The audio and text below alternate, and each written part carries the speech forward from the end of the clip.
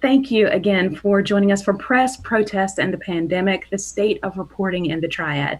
I'm your host tonight, Deetra Miller, the founder of Deetra Creative Media Group, CEO of the Louisville Clemens Chamber of Commerce, and proud member of the NABJ Raleigh-Durham chapter of the National Association of Black Journalists, the Charlotte Area Association of Black Journalists, the Society of Professional Journalists, and of course, tonight's presenting chapter, the Triad Association of Black Journalists.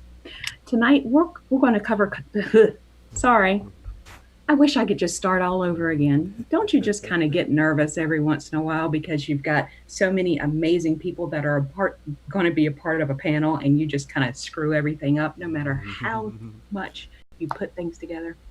Well, anyway, let me just continue on by saying that tonight we're going to cover topics including the recent protests and the pandemic, self care when out in the field, developing relationships, responsible journalism, and covering the communities where we live with Black and Brown skin. We want to answer your questions as well. So here are a few ground rules. There are just three. Number one, share your questions in the chat in Zoom or in YouTube. Please keep yourself muted. And number three, if you're posting on social media about this, please use the hashtag please use the hashtag TABJ panel. Tonight's panelists are Tahisha Moyes, anchor and reporter, WFMY News 2. Brianna Connor, anchor, reporter, WXII 12 News. Devontae McKenna, anchor, reporter, WXII 12 News. Chanel Davis, TABJ president and freelance journalist. Tracy Clemens, anchor, reporter, WGHP Fox 8. Sayaka Matsuoka, associate editor, Triad City Beat. And our moderator tonight, Michael Hewlett, courts and legal reporter, Winston-Salem Journal. It is my pleasure tonight to introduce to you our chapter president, Miss Chanel Davis. Chanel is, there she is. Chanel, are you ready? You're muted. Okay. So sorry guys, I'm working on lighting. I don't like the lighting right now. But good evening, everyone. So first, let me say that I hope, and I'm reading too, I hope everyone is being safe when they are out and about. I'm excited to see so many faces on this call, of course, both new and old, and I look forward to fellowshipping with you guys sometime soon in the near future when we can. Initially, this panel began around COVID-19 and the evolving challenges surrounding covering that subject. And as it most often does, life threw us a curveball that we would have been remiss to ignore with the police killing of George Floyd and the outrage that followed. So we're hoping that this panel can shed light on how and why we cover things the way we do, why responsible journalism is important to not just the communities we serve, but also to our colleagues, and the importance of forging relationships and self-care while covering the communities that the communities and people that look like us and that we live in. So that's pretty much it for me. Thank you, Chanel. As we transition into our discussion, we'd like to share a video clip from a recent interview of a former Triad Association of Black Journalists member, Dr. Sherry Williams, assistant professor at American University in Washington, D.C. Tom? Sherry Williams, Professor Williams, what grade would you give mainstream media in coverage of the George Floyd death and the following protests? Oh, I would give the media probably a D- in its coverage of everything that's happened, because what I've seen is a lot of focus on property damage and what people are describing as looting, and not exactly the root causes of why people are out in the streets in the first place. And this is really sad because in 1968, the Kerner Commission report was this examination of a series of rebellions that happened in 1967. And then the final chapter called it The Media and Disorders. What they found is that the media was neglectful because what they did do is they didn't actually cover and really write about or broadcast why people were protesting in the streets in the first place. They didn't really have a lot of black reporters in newsrooms to be able to help translate some of that historic violence and just some of the systemic racism that people were experiencing. And we're having the same situation now, unfortunately. I mean, we've seen this happen over and over, and I think what is also unfortunate is that economics always affects newsrooms in some really profound ways. And when we had this last Great Recession in 2008, 2009, there were a series of newsroom jobs that were lost. I think the statistic is between 2008 and 2018, there were 1,200 newsroom jobs that were just lost. And a good number of those journalists who were laid off or ended up having to take a buyout were black journalists. So then when we had all of these racial situations that happened in 2013, 14, and beyond, a lot of those black reporters who were working in newsrooms, who had not only the journalistic skill, but also the cultural competency, and most importantly, the contacts and the trust in the community, they weren't even there working in newsrooms anymore. So, I mean, I think the media has done a good job at showing folks what property damage has happened and showing them what the economic impact of this protest is. But I don't think the media has really done a good job at showing folks why people are out there in the first place. And also, just across the board, we don't see a lot of humanization of black people's lives in the media. We mostly see a lot of coverage of black people when there is conflict, chaos, and pain. And our lives are about a lot more than that. So I think what we can and should be looking at this moment is, again, not only reform and change in criminal justice, but also in media and how we cover black people, how we cover their lives. How many black people do we have working in our news? How many black sources do we have in our stories? Do we only call on our black sources and experts during Black History Month, or when there is turmoil or pain in the black community? Well, let me bring Sam Ford, who happens to be an African-American reporter and has been on the streets for us for many, many years. And Sam, I'm just going to ask you the same question. What would be the grade you would give us if you've been watching the coverage? And I don't know that I necessarily agree with everything she's saying there, but I do know that we've done a lot of stories where we're focused on what people are saying, how they're saying it. What's been your take on this?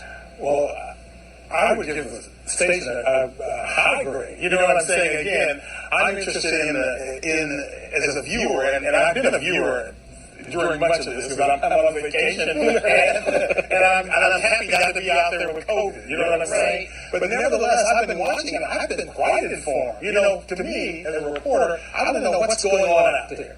And I think watching the news, I get a sense of what's going on out there. And that really is my interest. And I think it also depends on your source for news, whether you're watching local, cable, relying on Facebook.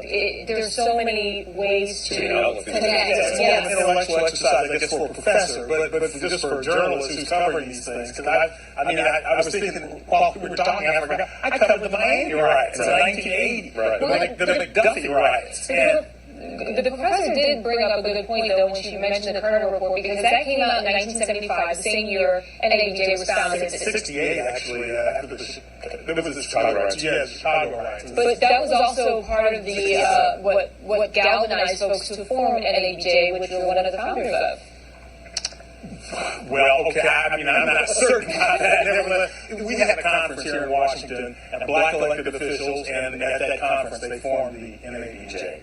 But back to Miami, again, I'm thinking about the same thing. So we had these same conversations 30 years ago. We had these same conversations 30 years ago with the Miami riots. We had these same conversations 50 years ago with the D.C. riots. And it is same conversation with the L.A. riots. Yeah, and it just seems to continue. And I don't know that, perhaps things change incrementally, perhaps. But nevertheless, you were hearing some of the same things that you heard back then. You're still talking about now. Although I don't think it's nearly as bad. We don't have the death and carnage that we had in these previous riots. In many cases, people killed by the police for various things in the city. So I think it's more of an intellectual thing, despite the tragedy here. But many of these things have been said before. And one thing, go ahead. But I'm just curious, we take criticism for the fact that we'd be remiss if we didn't show the looting, the lawlessness, and the violence. I mean, that's all a part of what's happening. Our job is to tell the full picture, not just isolate it to a theme. Our job is to show what's happening on the street. Folks who are, 100 miles away sitting at home, they see pictures of a burning building.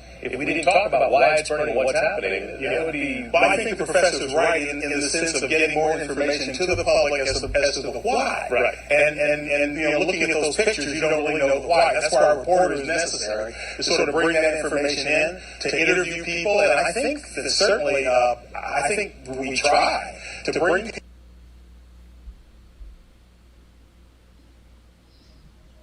Okay, and I know, Michael, you're going to lead into this, but in talking to Dr. Williams,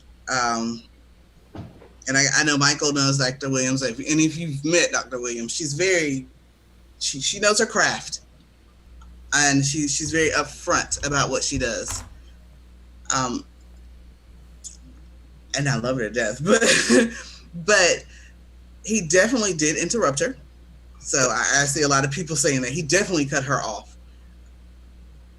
And it's kind of that backhanded thing that we as African-American female journalists get, because she's correct in things that are coverage. We don't always get to be boots on the ground and talk about why this is happening and why this is happening here.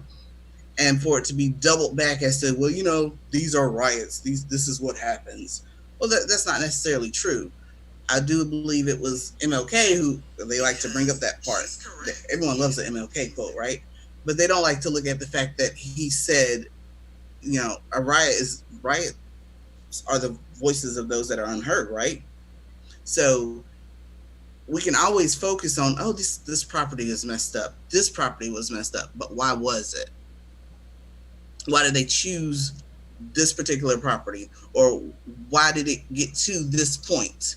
So I think it's important for us to understand not just what happened, but the catalyst that brought it to that point. And that's what Dr. Williams and I were speaking about when we were on the phone, and telling those stories and getting to the point where at the end of the day, when we're out there in the crowd, and I know we'll talk about that later, when we're out there in the crowd, some of us, if we don't have a camera, I don't necessarily have a camera, I'm print, we look just like the protesters. All we have is a phone, maybe a pad, depending on what's going on. I personally leave mine, so I might just have my phone and a backpack. So I look like a potential protester. So what's the difference? And the male anchor doesn't carry more weight than her. And the fact that he just said, she's a protester, there's certain things, if you know her, she's been in the newsroom for, 3 decades? So she has the experience underneath her belt too. So she's just not a protester. She's covered protests and she's done things as well. And she helps organize in DC. So just to give you that snippet about how things are perceived versus how it is when we are out there in the midst of it. And I want to get other people's viewpoints on that video. What struck me is Dr. Williams is making a very cogent point about how Black people are being dehumanized and that the media doesn't do enough to humanize them.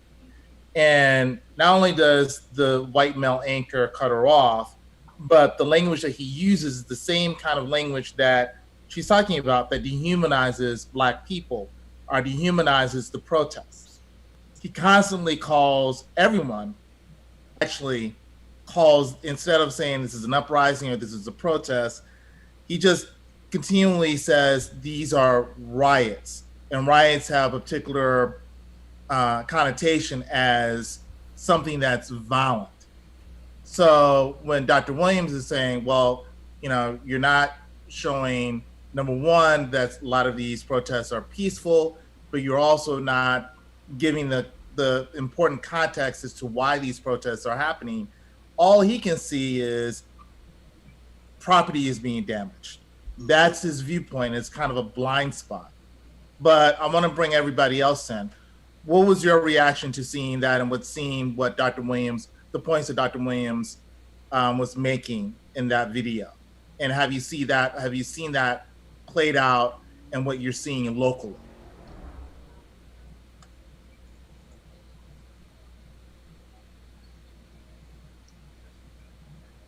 I can start. I can say that she was making some very valid points with what people are seeing. And I think what people are seeing reflects the newsroom and reflects the reporters that are on the scene, reflects management, because even myself, I was watching, these demonstrations in different cities. My hometown in Boston, the newsroom in Boston was mostly white, so their coverage skewed in a way that wasn't showing the full message. So they were calling everyone rioters, looters, when you have to be very particular about the words that you use, because words matter more, I feel, now than ever.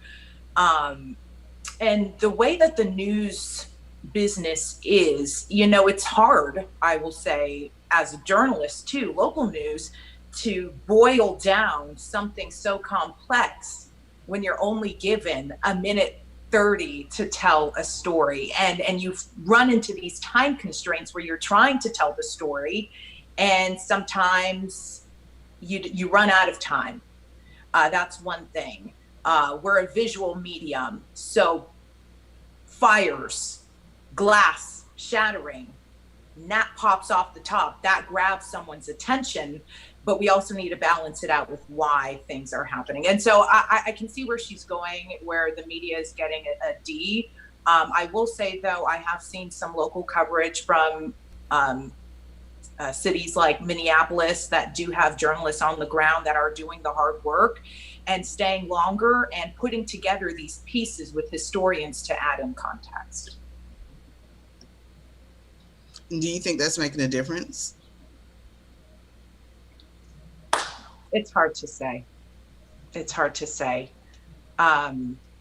Because you have to know where to look. And if your local news isn't serving you and you don't like the national news because you feel like they're skewed. I was reading some comments like that on Facebook today. They're like, I don't even know where to watch the news. Where should I watch? It's hard. How do you change opinion when no one wants to watch the news to begin with? Anybody else? Personally, and I think this is why it just hit home for me, having been out in Greensboro and seeing the coverage,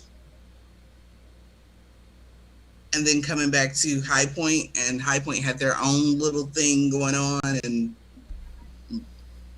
the looting of Walmart, because I mean that was true looting. But what you saw, at least in their paper, you didn't see anything from the night before. You didn't see anything from the protest the day before. You saw the nice little PR stunt the next week, but that Monday, what you saw were businesses boarding up their windows. That's it. Here's what I've been able to do in my newsroom where I work. We're a pretty diverse news.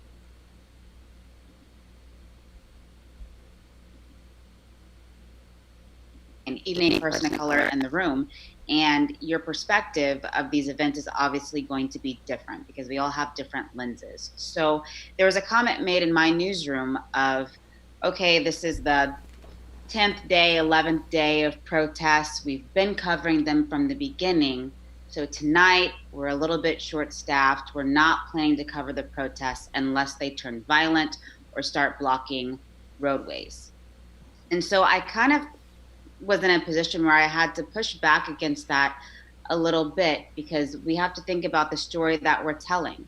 If we're telling people only when things get violent, or when people start disrupting, we're not telling an accurate story, because we've had 10, 11, 12, 13 days of peaceful protests, and then we get tired of covering those. And the moment things get, wild again, that's when our cameras are drawn to it. I know there's like the news person in us that's like, okay, if something's popping off, we need to be there. But in these specific scenarios, even if things aren't popping off, we still, in my opinion, need to be there. And I was able to portray that in my newsroom where I work. Also, I think that, again, with different lenses, some people understand context and some people don't. So I think it's important to do stories placing moments like this in context. How long are they going to be out there marching? Well, the Montgomery bus boycott lasted for over 300 days.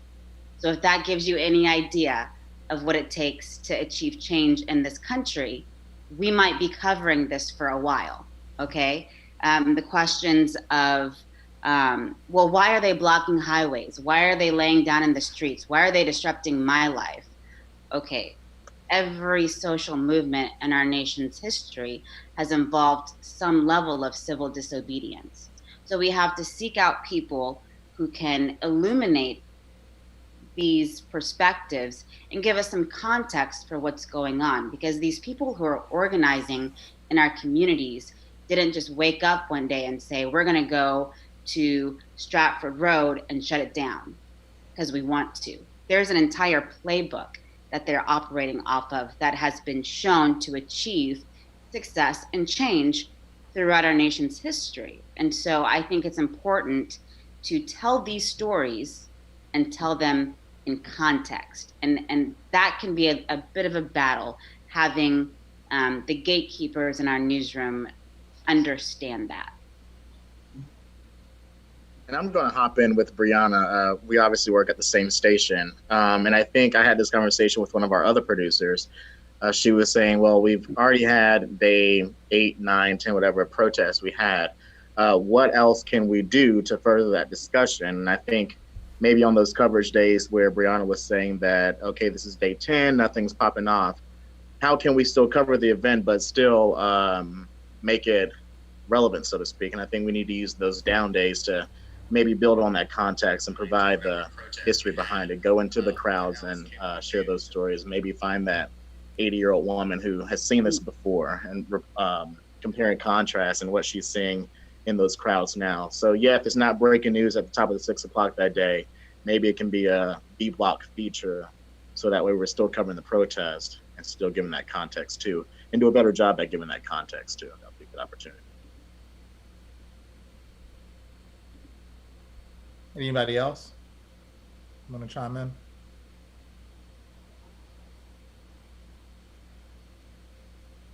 The interesting thing is that not only we're covering this historic moment, but we're also in kind of two historic moments. So we have these protests that are happening, these killings of Black people, but we're also in the middle of a pandemic that's also, by the way, disproportionately affecting Black people. I think one question that I have is just practically, how has being in a pandemic and having to report in a pandemic changed the way that you do your job as a journalist?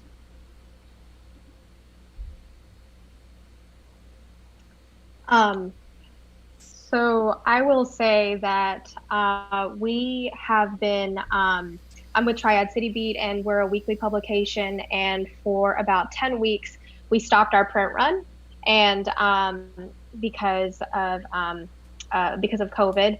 And so we moved to an online only model. And then when the protests started, we did a lot of, we're still doing a lot of these Facebook Lives. And so I've been out in amongst the people and these, hundreds and hundreds of people. So been wearing masks and things like that. But I did get tested for COVID-19 today because of that. And another one of my colleagues, Jordan Green, also got tested earlier this week.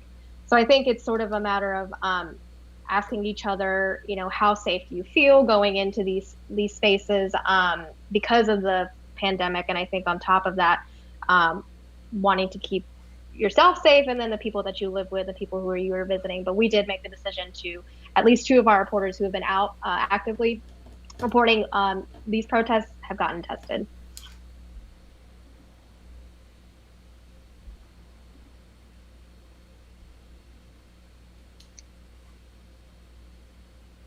Anybody else?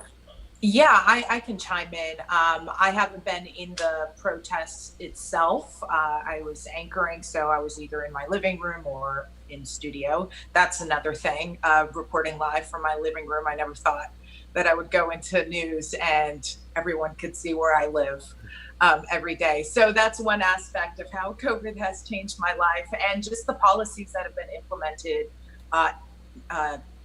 within my station group.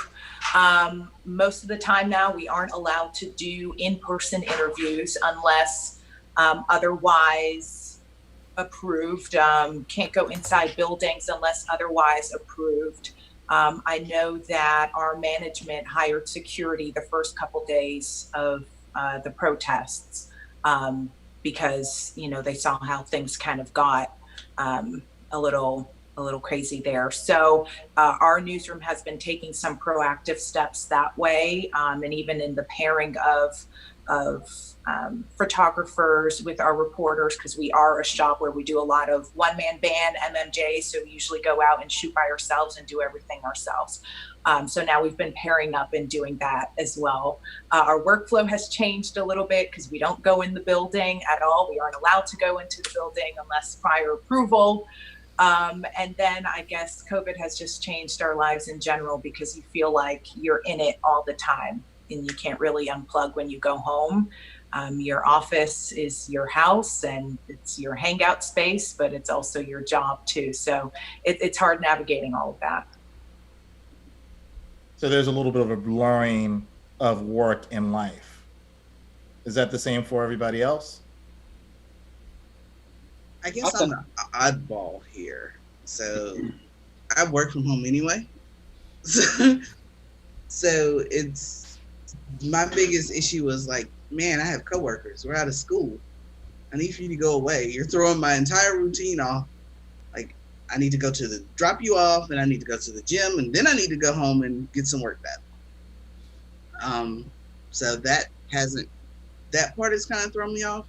Other than that, I would say going out, I'm more vigilant as far as hand sanitizer, Clorox wipes, especially with my phone. So I don't know how many of you guys do it, but I use my phone as a microphone all the time these days. And I'm like, oh, well, talk here. And I have a mask on. You might have a mask on. And then I'm thinking, oh, wait, I have to sanitize this entire phone.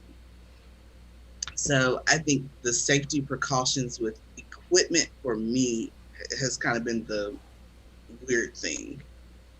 I'm allowed to ask a question. Mm-hmm.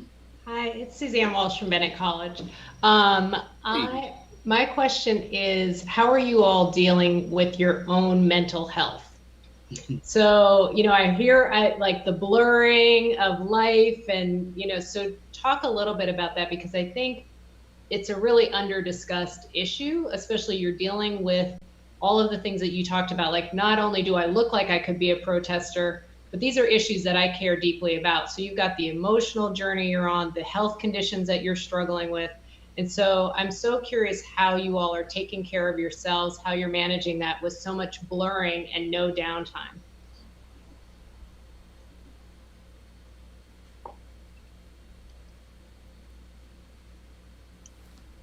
I'll chime in. And you're not, apparently, is what I just took away from that. And I'm going to set up a program for taking care of journalists. So I'll chime in a little bit. I mean, one of the things that I do, I mean, I'm not out on the front lines in the field, but, you know, I'm on the desk. But one of the things that I do is I just take time every single day, just not watch news.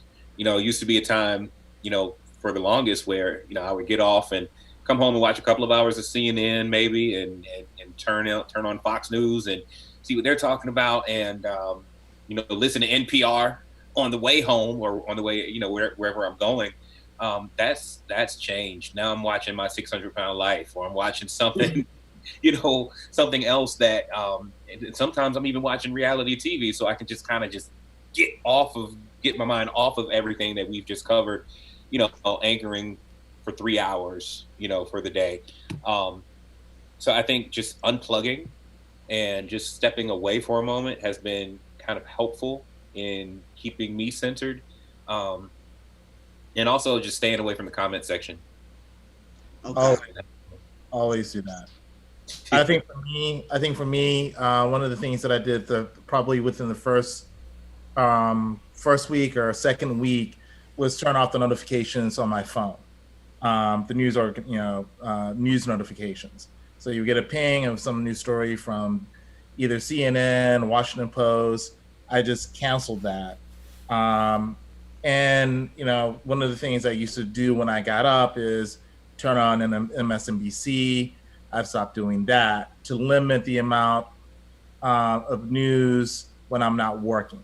I'm still a news hound. I'm still reading a lot of stuff and consuming a lot of stuff, but I've tried to put limits on how much I consume, particularly about COVID. I will say reality TV. I love reality TV always, but even more so during this time, so I don't have to think about anything. But I always have a video chat session. My fiance, he's right there. He lives in Texas, so we have to do video chat to talk to each other. So that's something that I look forward to every day, talking with him or calling my parents just to see how they're doing. And it's not always a video call because I do video so much for work, and then I'm here all day talking to people through the video. So sometimes for me, just talking on the phone, just hearing someone's voice, that's a good way for me. Going on long walks, love long walks. And then trying new recipes for dinner. Those are things that are kind of my form of self-care. And then I got my masks that I like to do on Sundays and all of that.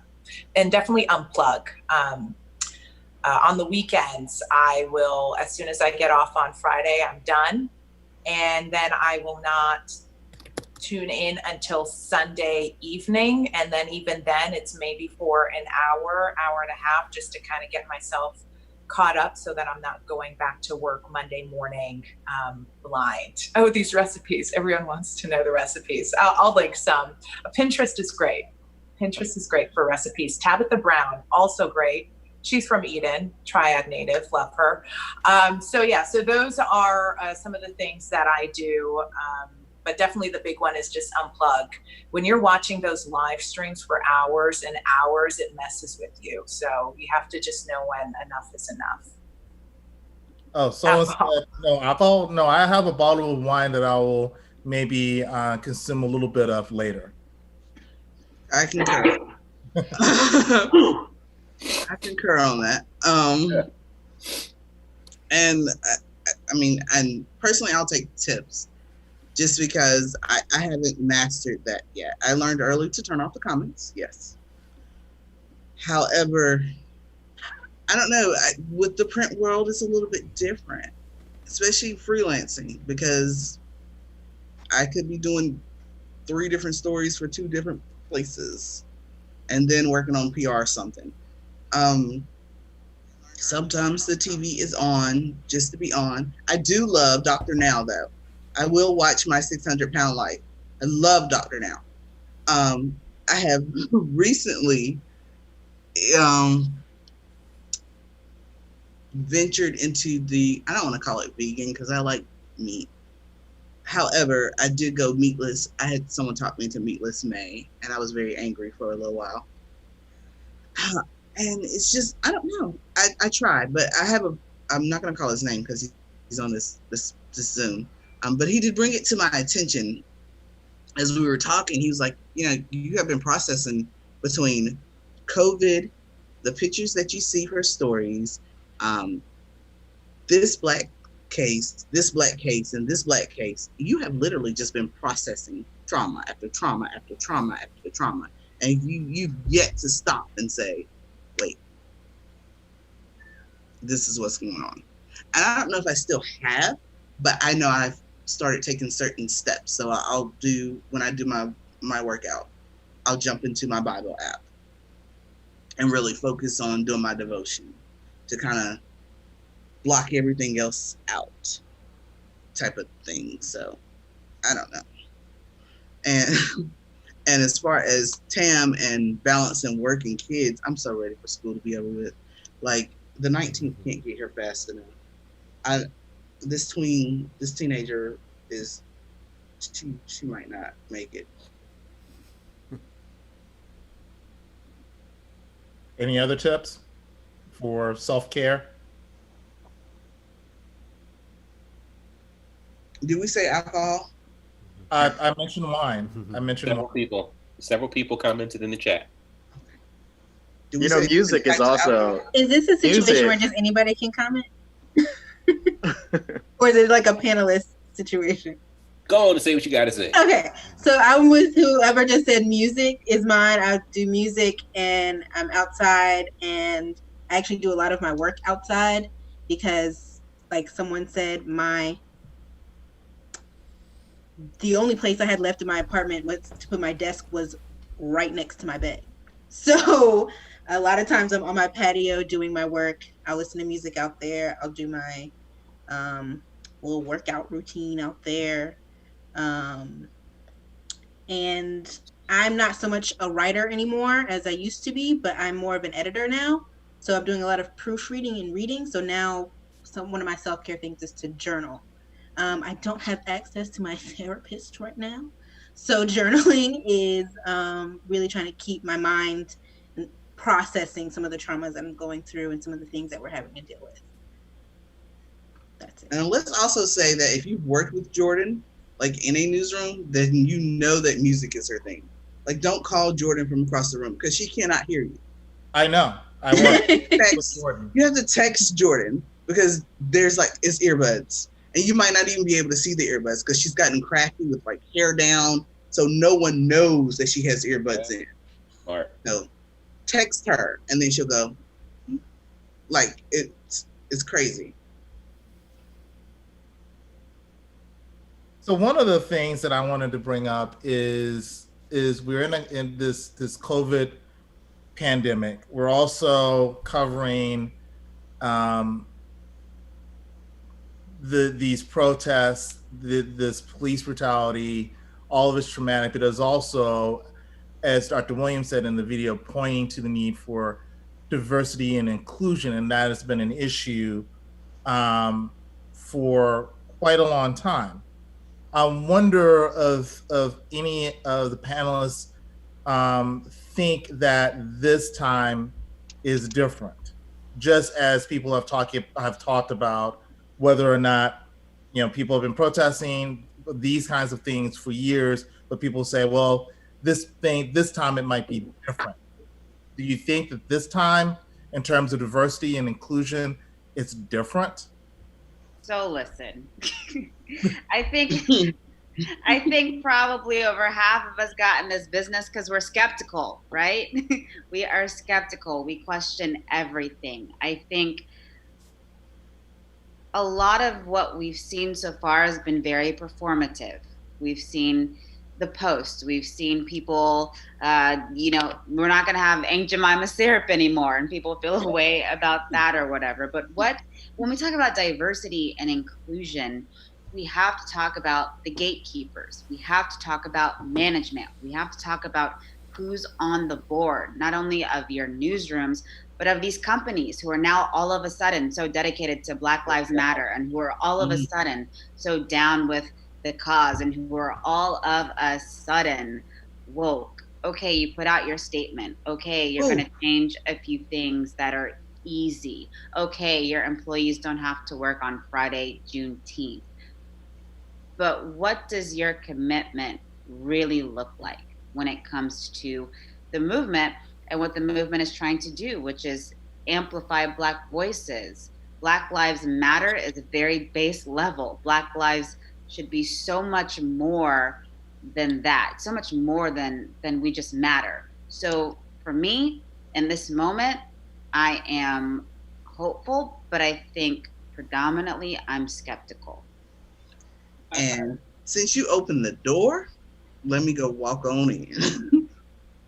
I have issues with Black Lives and Black Lives Matter and the continuous killing of Black men and women being trends, not only for media companies, but we can go there too, but for businesses and organizations, because at the end of the day, we are not at the table, we are not taking seats at the table, and you're not allowing us in the room. So while we can do all these memes, we can have t-shirts, we can get discounts, we can have a code, we can have all of that, but that means not if at the end of the day, nothing changes. Perfect example, H&M. So we went from the monkey to the hare in a span of how many years? And it's not about cancel culture, because for some reason they get canceled, and then all of a sudden they're back. You know what I mean? So it's like, what is trending at the time? It's trendy to jump on this. It's trendy to jump on that. And I said to someone the other day, the reality of the situation is, if this George Floyd thing hadn't blown up the way it had, would we be celebrating Black Lives Matter right now, or would we be celebrating Pride Month in the newsroom? What will we be covering besides the regular "if it bleeds, it leads" stuff? And I think that was COVID. Okay. That too. That would still COVID's not going anywhere. Talk of a show.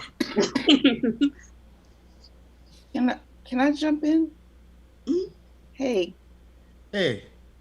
It's good to see y'all. One of the things I posted about, to follow up on that point about what's going on, is that I was talking to another colleague who's also in media, and we were talking from the perspective of seasoned people.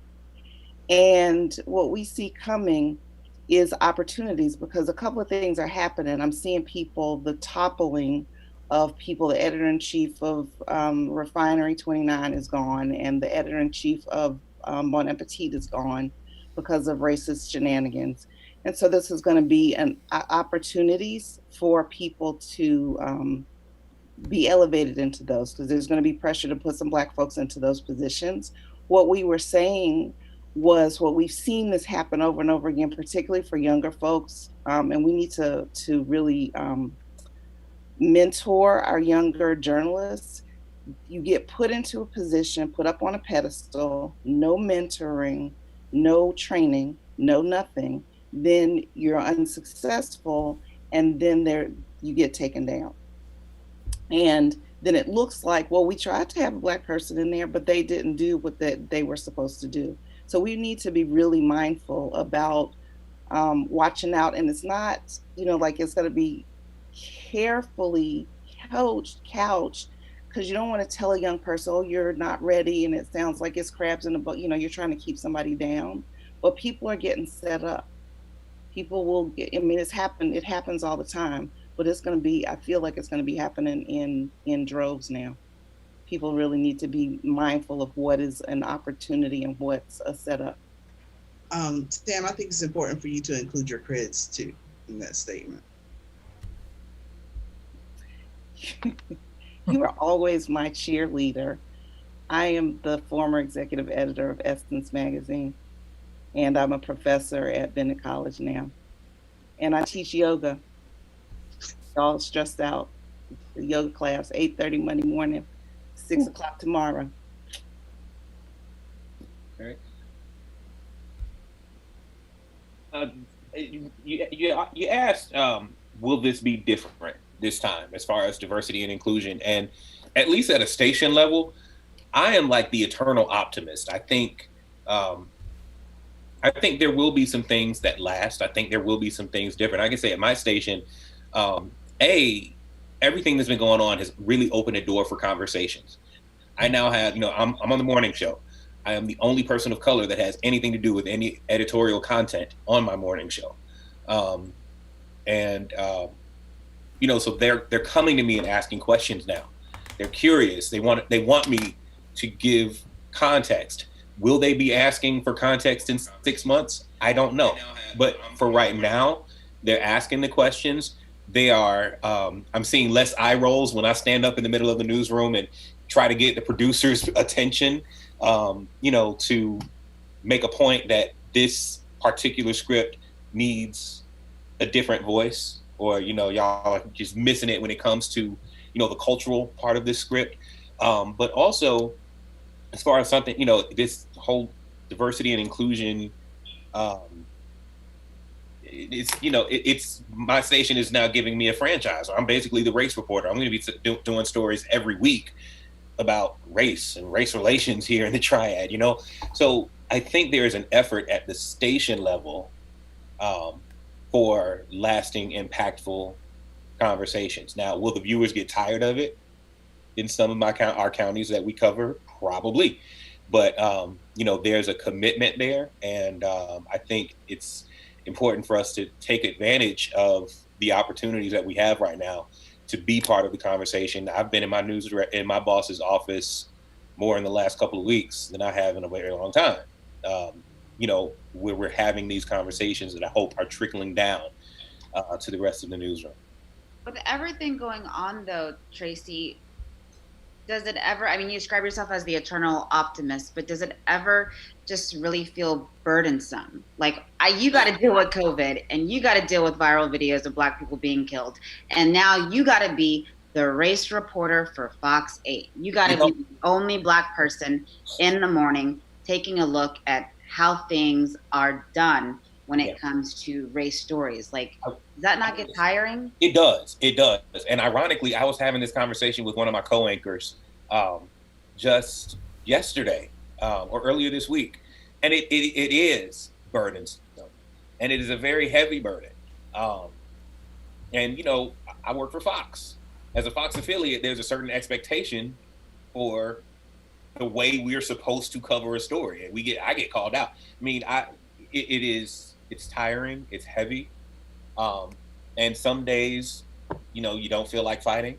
Some days I just go in, I read my scripts, and I go on TV. And as I say, as long as we don't get sued, I'm good. But then there are other days that I'm like, no, like, as heavy as the burden is, I gotta go in there and fight. I gotta go in there and be the voice, because if I don't change something, or if I don't challenge the script where protesters burned down this building, protesters broke into Walmart, protesters broke into Target, I'm like, you don't know if those are protesters, you don't know who it is. And somebody else will say, well, you don't know that it's one of the agitators, you don't know that it's not, how do they know that it's not one of the protesters? I'm like, that is why we say someone instead of specifying who did it. And I mean, that's a constant, fight with one of my colleagues. And, I think, it's heavy. And that's when, that whole self-care, unplugging when you get off, becomes so important. I've been getting a lot of the back and forth with the viewer side of it. I think just the mere factor of being a Black man on TV ever since George Floyd happened. I mean, it's tough. I get off the air one day, I get a call from a white woman asking why I haven't emphasized all lives matter. Oh, then the next day I get a call from a Black man cussing me out, saying why I'm not keeping it real and saying F12 on TV. So it's like you're getting back and forth. And I think that's the crazy part, when you just step away and try not to maybe soak in every single moment, but rather observe. I think that's a good time for us to do that. But it's been interesting. The people are starting to listen to the language a lot more that we're using on TV, and especially in morning television. That's all background noise, so they're really listening to what we're saying. And if they have a problem with it, they're gonna let you know. I actually had a question for everyone else. Is the other person of color that's not a Black person on this panel? I think that when things like this happen, often Black reporters, people of color reporters, end up being pigeonholed into, like we were just talking about, being the person that's reporting on race and being the go-to person that's talking about these issues. And I'm wondering, whether or not you push back on those assumptions, or when you get that assignment as a reporter and you say, why are you giving this to me? Or do you take it because you think that you will have the best understanding to do the most accurate job? I'm wondering, and I think about this as well. As an editor, we have a new intern and she is Black. And we are doing a lot of coverage about protests. We have a Juneteenth issue coming up, and I really toe this line of saying, like, I want to give you these stories, but it is not because you are Black, or I hope it doesn't come off that way, and it's because we are doing this story and it's a cultural feature and you are a newer intern. And I want to not make it seem like I'm pigeonholing you based on your identity, and so I was hoping maybe some of you folks could talk about that and your experience with that. Jordan. House. Yeah. Okay. So I say house because we started at the same newsroom at the same time. And I was literally labeled the Black reporter. And whenever it was in the city, it could be totally off our beat. If there was a Black event, now High Point is also my hometown, so there's that. But if there was a Black event, they sent me or they sent her. That was it. But that was just it. If it was Washington Terrace Park, we went. If it was Daniel Brooks, we went. Some of us had more street cred than others. Hey, but we went and we did the story, and it worked out better. If a Black person died, they sent me to the mama house to talk to the mama, because I might have ties. If there was something going on with a Black church, I'm a PK. You can't tell by the way I cuss, but I'm a PK. And here it goes. It's dropped off at my desk. If I wasn't there, guess who got to go? So that was more systemic. When you sent your message back to me, when I wrote back LOL, you were saying, oh, just to clarify, I'm not Black. And I'm like, yeah, we know. But that's okay. Because I don't know if you noticed, but Tom is very white. But he's our brother from another mother. And sometimes he's better than us than some of our brothers. Bless you, Tracy. But it really doesn't matter as long as the skill is there, especially if she's an intern. So she needs the skill and she needs the knowledge. Don't forfeit her that. Especially if she has the knowledge culturally, but she needs to balance the skill. And there are certain stories that she'll bring to your newsroom that you may or may not know. I do that to other newsrooms a lot, believe it or not, because it was like, oh, we didn't know about this. No, you wouldn't know about that because you don't talk to Sister Eveline on the vegetable aisle when she's going to pick up squash for her Sunday dinner, or So what I think when I'm thinking of the question that was asked is the problem with saying, oh, well, we have a Black reporter, and so we're going to get the Black reporter to cover all the Black issues, means that the news organization gets to not trying to figure out what it gets to cover their butt. If you're a journalist, you're supposed to be able to cover different things. You're supposed to be able to cover your community. Yes. And if Black folks are in your community, you need to be able to cover that. Exactly. And not everybody has that skill. Right. But do you all oh, sorry. Go ahead. I was just going to say, do you all feel like or realize that you're also basically now celebrities, right? So it's not just that your newsroom is asking you to cover, it's that the community expects you to cover us, right? And you're seen in a really different way, I think, right now. And it is a more celebrity status in some ways than journalist. And so you're expected to like speak for us. So when I think about like when people will say, well, why didn't such and such a basketball player make a comment on George Floyd?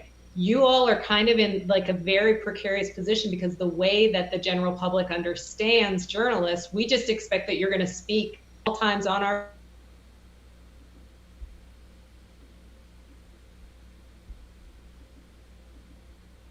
and so rooms are asking it of you. But I would actually say so's the community, and that's an even higher burden to reach. And what are the protesters expecting of your coverage? This is a very tricky time, I think, for all of you to be able to balance your professionalism, how you want to be seen, and then wrestle with what all of our expectations are. Can I chime Correct. And that's what I was going to say. Have you, looking in the Zoom group chat, Michael, there's a couple of questions there about that. About what do journalists need from protesters during this moment? Brianna, I'm gonna get back to your question. That's a tricky one. I mean, what do other people think about that question? What do protesters? What do you need from protesters? What was the question, Chanel? What do journalists need from protesters during this moment? They need to talk to us. Okay. They need to not be scared of the camera. And sometimes it's easier to talk if you're a protester, if it's a newspaper or a radio. But for TV, you know, a lot of times people will say, don't film me. Oh, you're breaking my rights because I don't want to be filmed. And it's like, that's not necessarily what it is all the time. What we're trying to do is share with everyone watching at home why you are here. And I think that gets lost. And I guess from protesters' point of view, some is they fear that if they're named or if they're filmed, they feel like they may be targeted by the police. But let's be real. I feel like protesters also don't trust that we, members of the media, will accurately portray their message and portray their movement.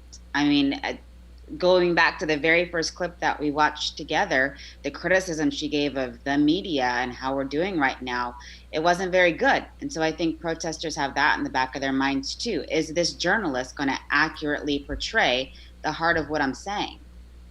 And I think that goes back to kind of the historic view of the media from members of the Black community. Because in the past, you know, there are people who have long memories of when mainstream newspapers had Negro sections and there were all of these racist stereotypes of Black people in the media. And those Black people remember that. So even if you're Black, sometimes you're still representing a predominantly white-owned media organization. And so they're thinking, well, yeah, well, I remember how you did my family, or I remember how you covered our community back in the day. So there's a little bit of trust loss when you're going in to interview someone. So I would also add that you know, I think there's the expectation for us to pick a side, and I blame cable news for this because you know they do it so much.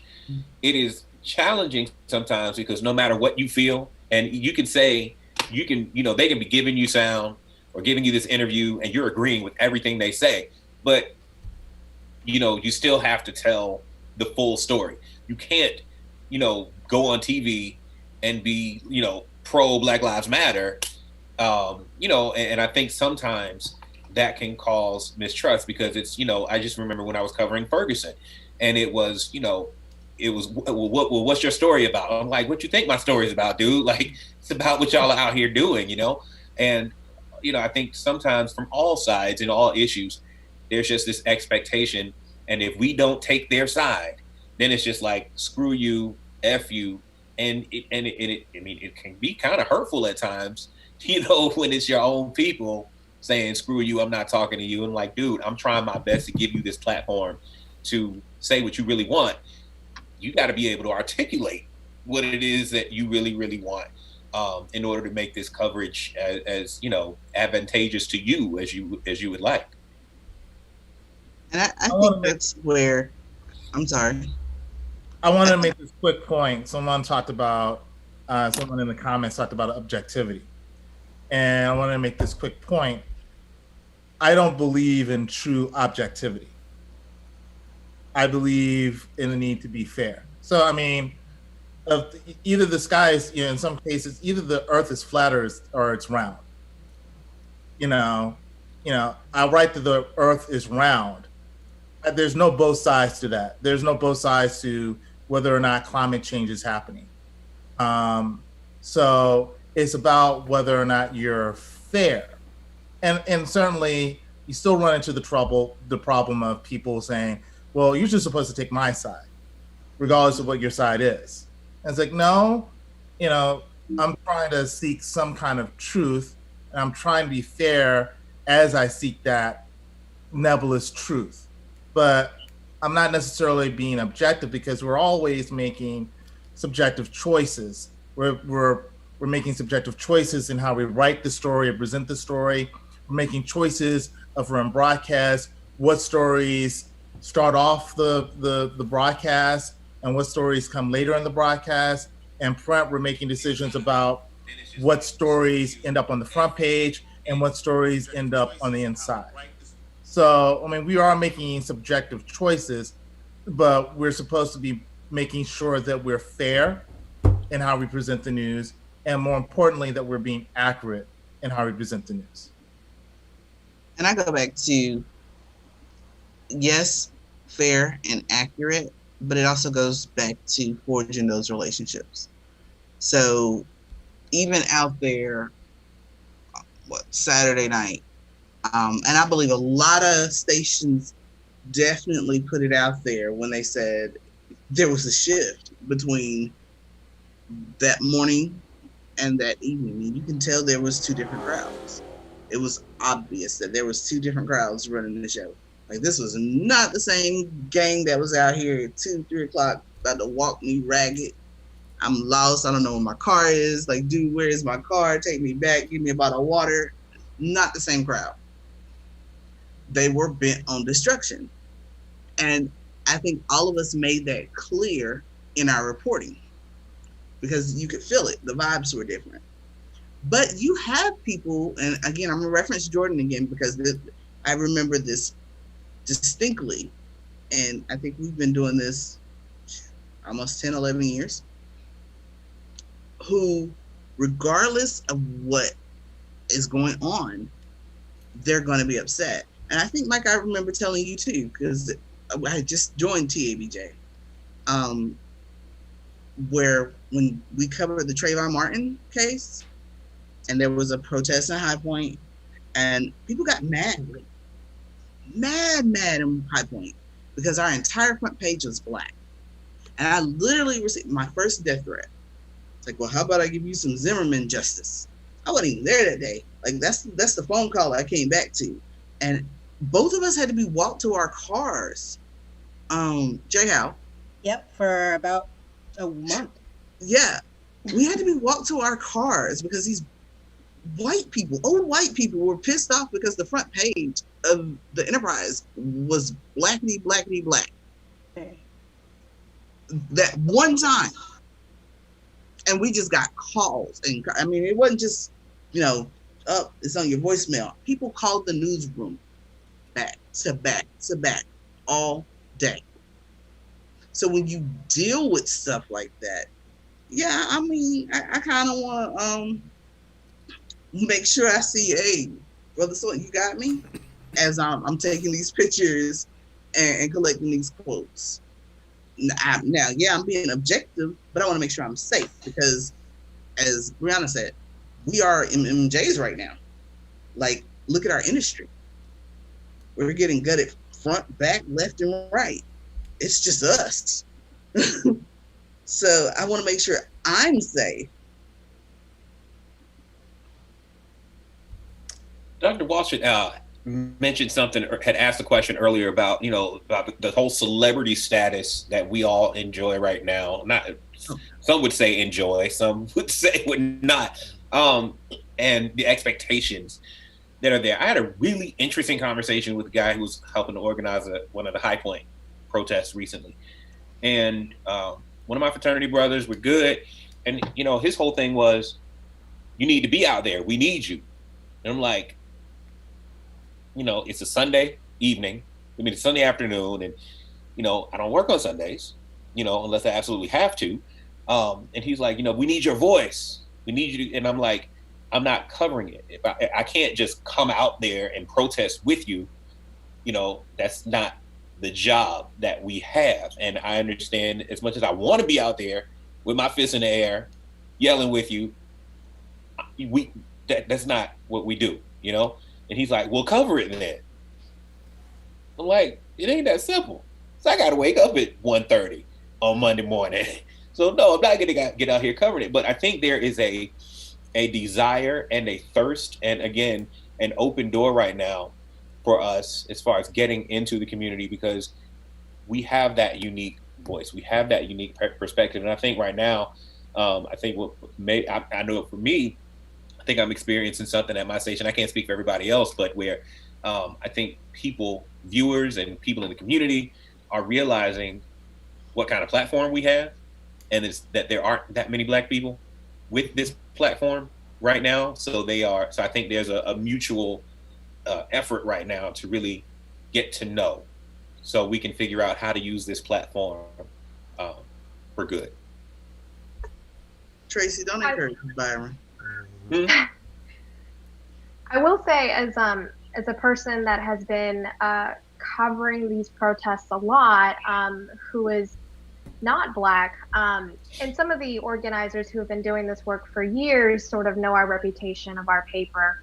But for the ones who are skeptical, like I think some of the other folks talked about, people not wanting to talk to media in this moment, I think what I've done is be pretty transparent in saying, so our paper is newer. We are a small staff. We were established 6 years ago. We were founded by 3 white men. 2 of those white men still hold positions of power in this company as my editor-in-chief, publisher, and my senior editor. But I think that over the last 6 years, we have done a pretty good job at covering, our community, and this is sort of the work that we've done in this last 6 years. And I'm the associate editor and doing things like that, and then being out in the protests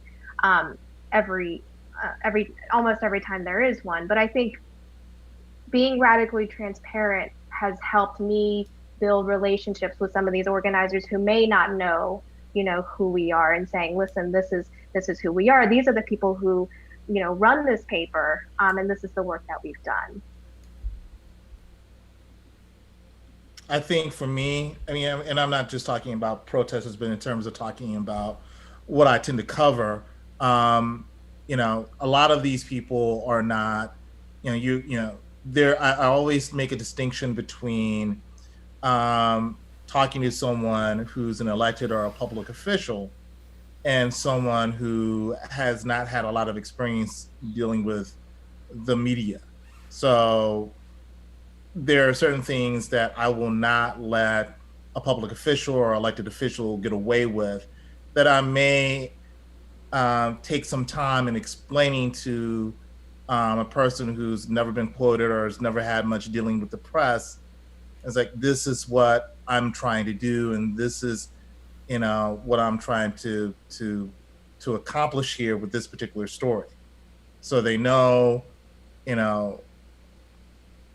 whether I'm gonna quote them or not, how I'm verifying particular kinds of information, kind of like give them almost a crash course in what I as a journalist do to make them comfortable in talking to me.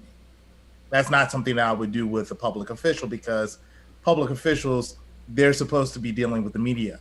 And so when they say something wrong, and then all of a sudden they want to say off the record, I can say no, because you know what the rules are. You've always known what the rules are. You've been a public official for the last 10 years. you don't get away with that.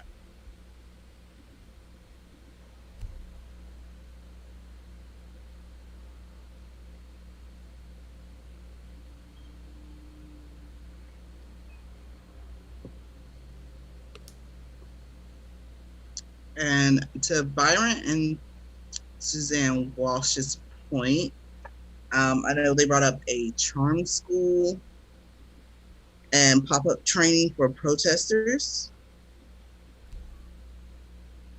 And I guess with the right sponsorship and funding, that might be something TABJ can do in the future. Something on media literacy, because that's really what that gets to, is some kind of media literacy. And Tracy talked, okay, so this is crazy. So Tracy talked about this. For COVID.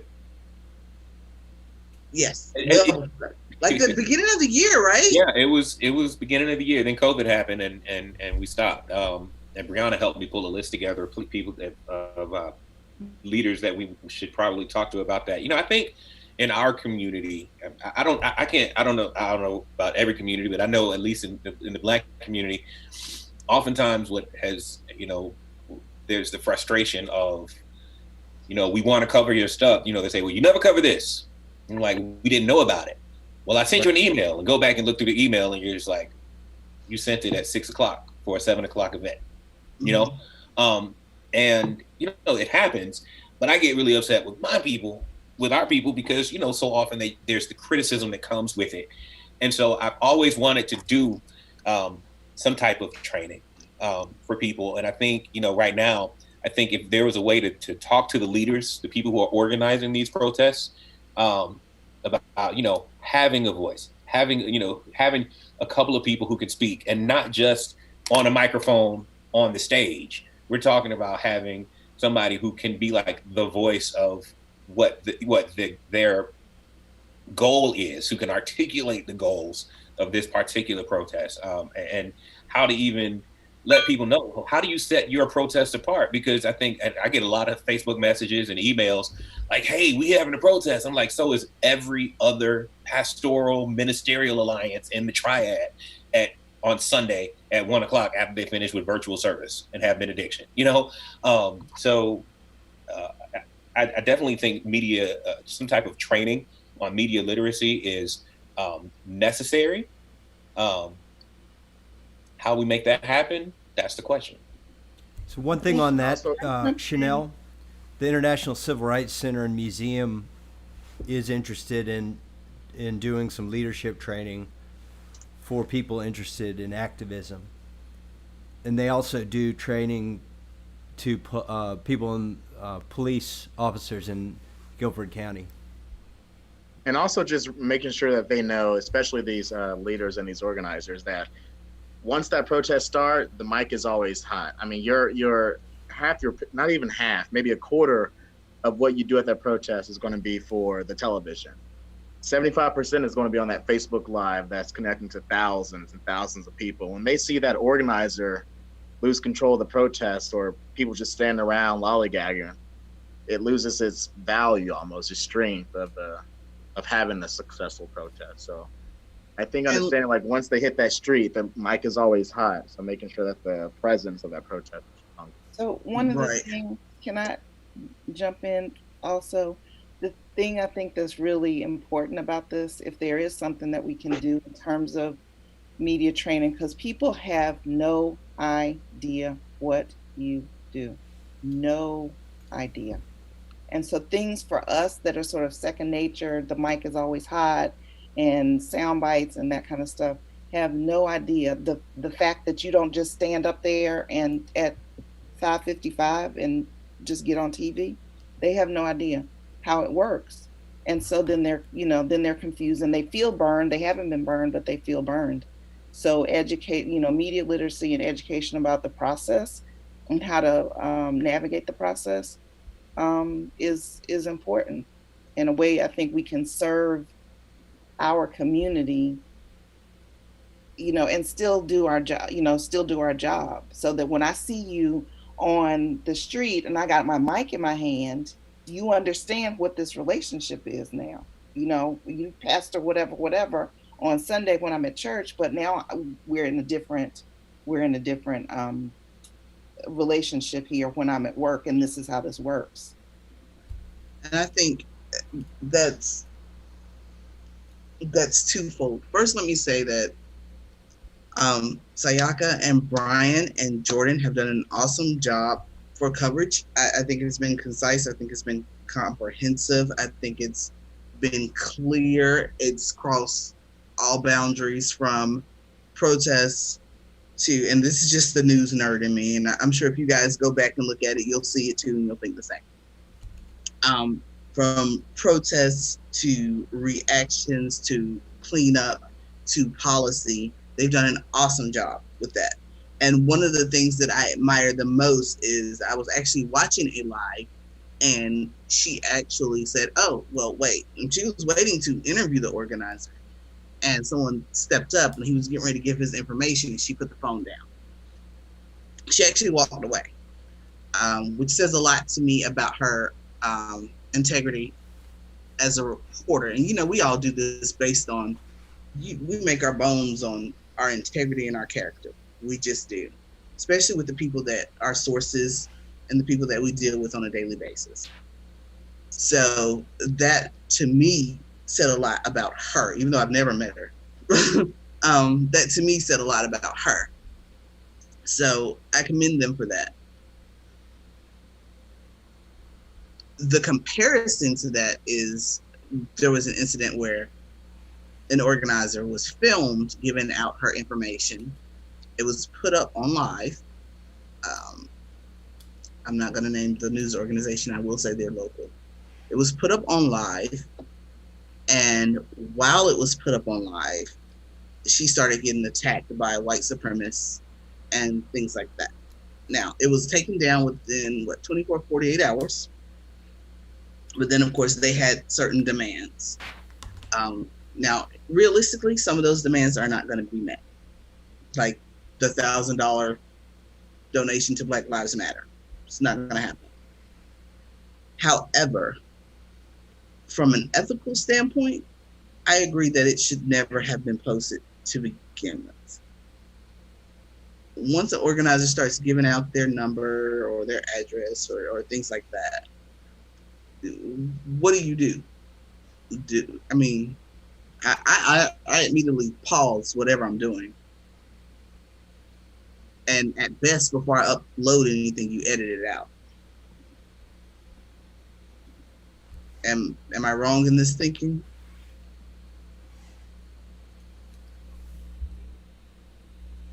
So we've actually been having a lot of conversations about this. Chanel, I appreciate you giving us credit. We've had a lot of conversations, and actually, I don't know that I would have immediately thought to do that, and it's because of what happened with this other news organization. And the person who was speaking when I walked away, they were just giving out, I believe, their Instagram handle, and I walked away. And other stories where I've interviewed Black artists, I'll say, hey, do you want to put in your Instagram handle so people can learn more about your art? But in our lives too, we started to turn the camera away and ask if they feel comfortable being filmed before we show their faces, feel comfortable giving their name, before we ask them. And if they don't want to give their name, they don't have to. But this is just for Facebook Live, and I understand that that's much different than doing a TV segment. Of course, it's different when we do news and print. But we've been talking about, for print, how we treat photographs as well. So do we focus in on a single person, or do we do sort of and stick to larger crowds where maybe you can't pick out individual faces because everybody's wearing masks and things like that too. So it's been sort of an ongoing conversation about how we're treating images, and I guess also any sort of identifying factors, because these things can be used later on in possibly, protesters getting in trouble with law enforcement. And I think there's also a conversation to be had whether or not that's any of our concern as news media. And I think we have taken the stance at City Beat that it does, and we do play a part in that. And it's something that we have to be mindful and intentional and think about anytime we cover something like this. I'm trying to figure out where the law enforcement comes in when you're talking about these photographs. So you're debating whether to zoom in or out because of. What exactly? Sorry. No, it's fine. For me, when I'm doing these lives, I think it's when I'm doing the lives and I'm at the protests can, and they haven't when I've been there, but they can turn pretty quickly, or like the nature of the protest can change and things can happen so quickly. And that I think protesters, what they've said to me at least, is that they're concerned that people will go back and watch back in that footage and then try and identify if something happens, such as like looting or destruction of property does end up happening while I'm doing the live. We made the decision to run a large zoomed out shot of the rally on Sunday in Greensboro that was organized in the city park, and it was widely publicized, and there were thousands of people there. And we decided to post that because it was quote unquote peaceful, and it didn't seem like any of these people who were in this image that shot could ever be used to then, criminalize people later. But I think the concern with us is that these live things, could be potentially used if someone gets caught doing something on our feed, I guess. Tamara had a question about do any of y'all fear getting targeted by law enforcement yourself? There was a ProPublica article centered on a Black journalist who found out later that she had been surveilled by law enforcement. So listen, if you've covered a president, a vice president, an elect, or whatever, FBI has already tapped your phone and all of the above. So let's just keep it real. They ask for your numbers and all that great stuff. As a protester, again, I say, I look just like them because I don't have a news vest on. I have a nice little bag. I think I had an TABJ bag on that day. I have a nice little bag on and regular schmegular street clothes and a press pass that may or may not be turned the right way. So that's it. And when you think about Omar Jimenez, Omar flat out had on a CNN hat. He was with two other white men who also said they were CNN. If they can't save them, ain't nobody saving them.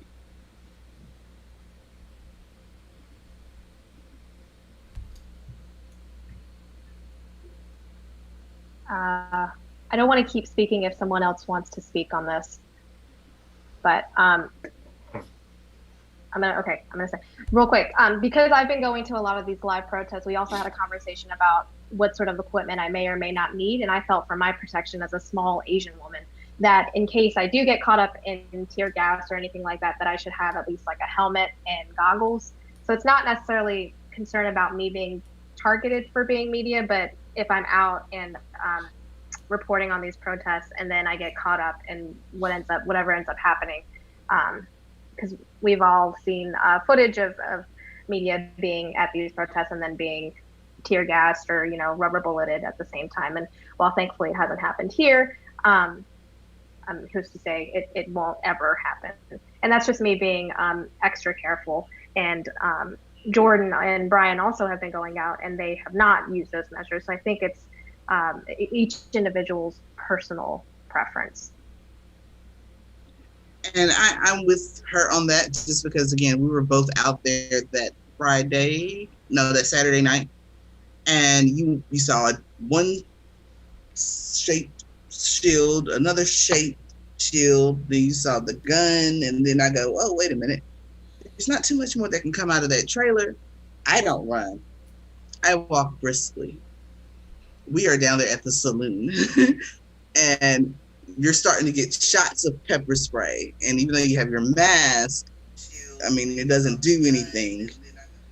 And I think I had an irritated eye for like a day and a rash for like 3 days. A pepper spray rash for 3 days. And that's before the tear gas. When I finally made the decision to say, yep, I'm tapping out. And I think that was right before the car drove through the crowd at Lewis and Elm. So things get dicey and things get dicey quickly. And when you're, like she said, when you're lone wolf, you have to go, hey, I think it's time for me to go. And as a matter of fact, as I was walking back up to February 1, there were these good old athletic girls running to go get milk because now people have pepper spray all in their eyes. Or I can't see, you know? And when you see those projectiles,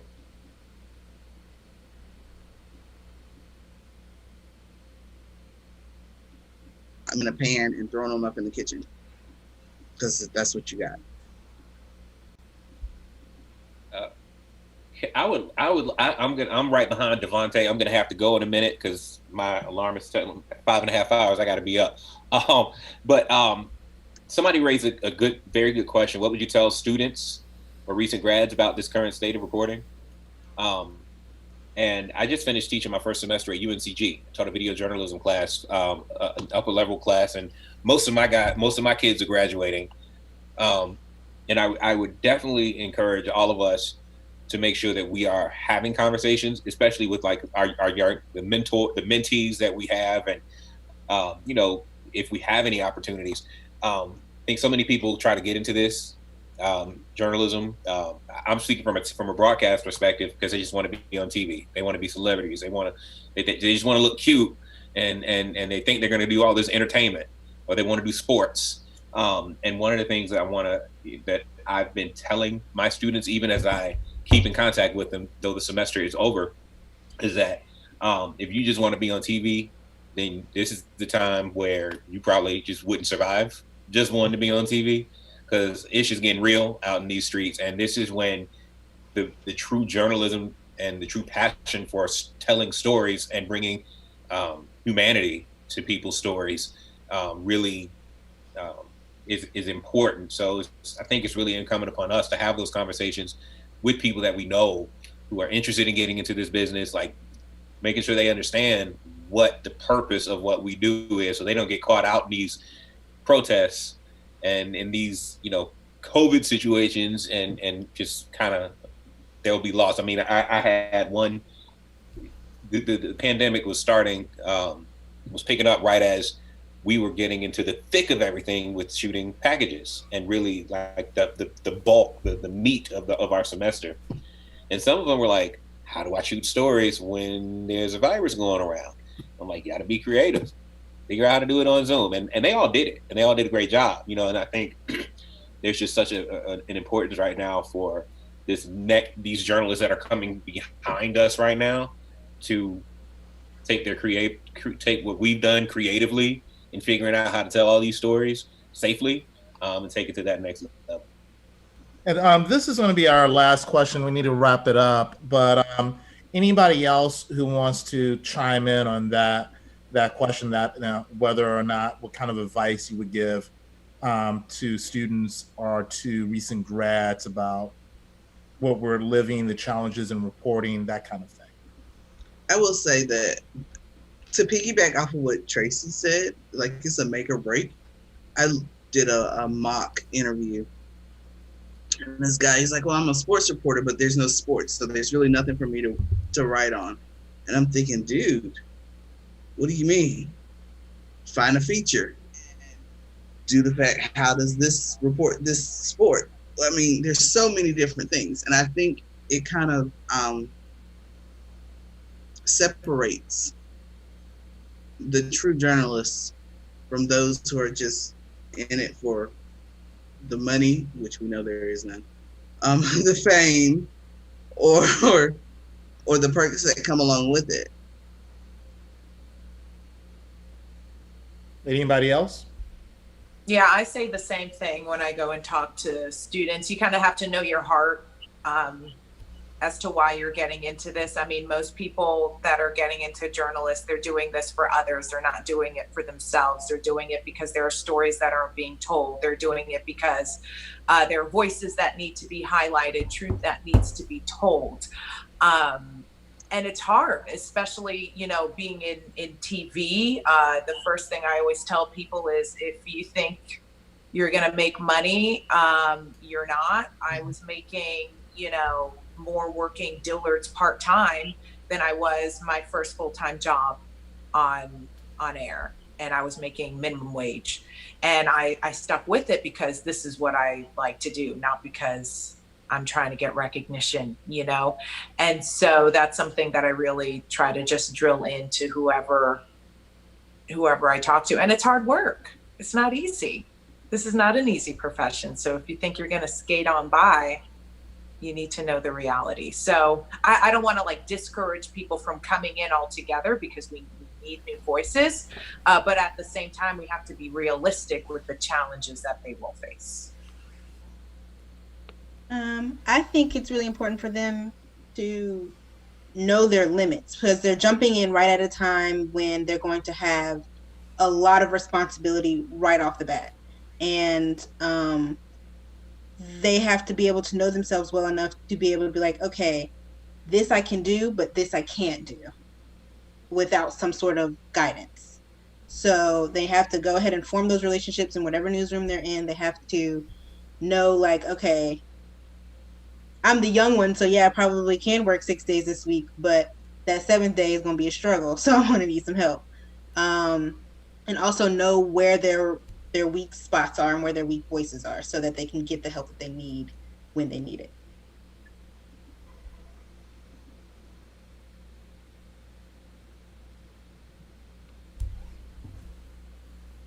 Anybody else?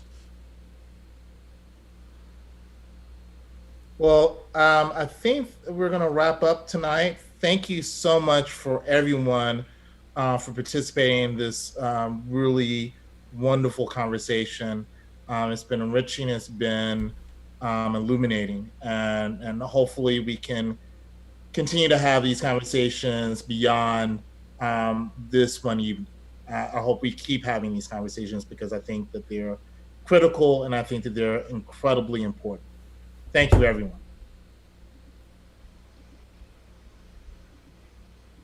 Okay, so I think I'm supposed to invite you guys to join TABJ, but we totally went over time because it was so good, right? So if you would like to join the Triad Association of Black Journalists, you can check us out on Facebook, email us at, because this is the abbreviated version, I'm not reading everything that I wrote now.